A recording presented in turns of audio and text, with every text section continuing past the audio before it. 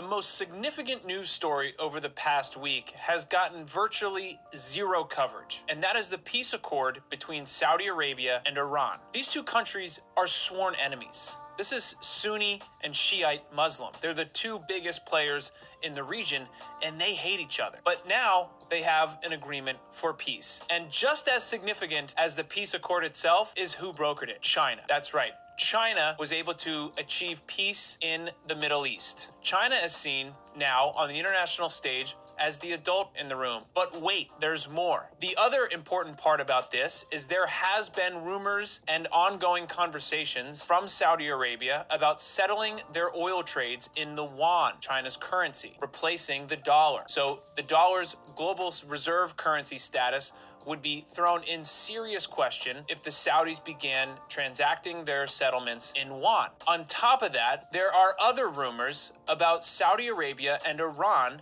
joining the BRICS nation alliance, which is Brazil, Russia, India, and China, okay? If Saudi Arabia and Iran were to join the BRICS alliance, that would mean all of the major oil-producing countries in the world would be part of that alliance. They would also have about half of the global population. There isn't much need for the US in that system. There is a new table being built before our eyes, and the United States does not have a seat at it.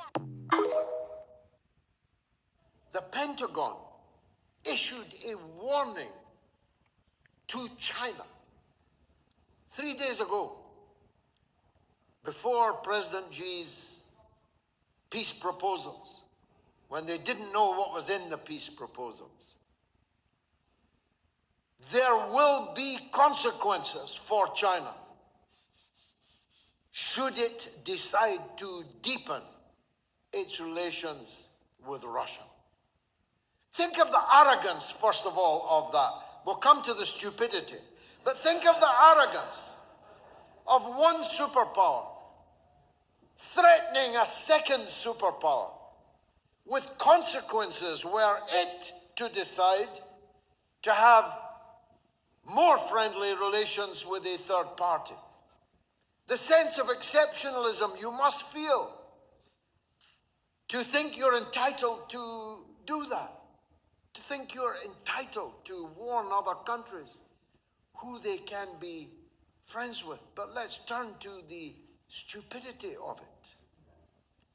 You know, from Richard Nixon and Henry Kissinger onwards, it was the policy of the United States to keep Russia and China as far apart as it was possible to keep them, and if possible, to keep them at each other's throats. In the last few years, the policy of the United States and NATO has made Russia and China virtually one country, certainly militarily and economically one country. And now they think China is going to obey orders from somebody called Antony Blinken.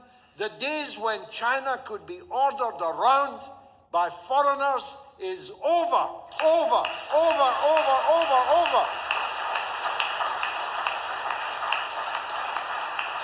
Ditto South Africa. South Africa was warned. Why are you having joint naval exercises with the Russian and Chinese navies? As the leadership in South Africa pointed out, when you Western colonialist countries were supporting the apartheid dictatorship in South Africa, the only countries that stood with us were Russia and China. And you want us to consider them our enemies? I'm so old I was there. Every dinner that the African National Congress fighters ate in the bush came from Russia. Every uniform they had, every gun that they carried, every international initiative, campaign that they were able to mount to bring about the freedom of South Africa came from the then Soviet Union and from China. And now you want South Africa to be an enemy of Russia and China? Are you crazy? And South Africa has said no. India has said no. Iran has said no. Latin America, from north to south, has said no. Asia has said no. The Arab worlds, even the Saudis and the kings and the sheikhs in the desert have said no. The world is not against Russia and China. Don't imagine you speak for the world. The West, if you include it in it, countries that are very definitely not in the West. The last time I looked at the globe, Australia is not in the West.